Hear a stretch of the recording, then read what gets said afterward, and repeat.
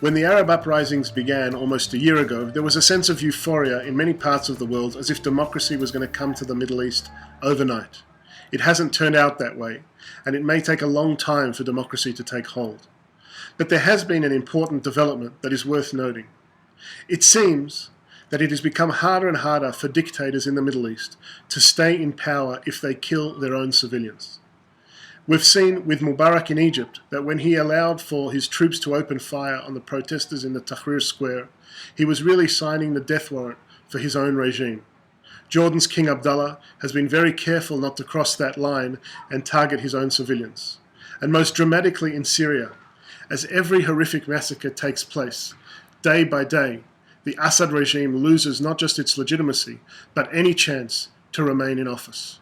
This is an important development both politically and morally.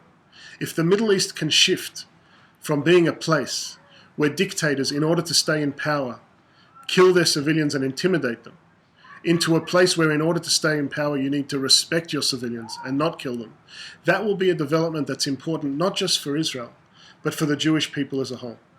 Because as a Jewish people, we stand for the idea that every individual life is B'Tselem Elokim, is in the image of God and is worth protecting.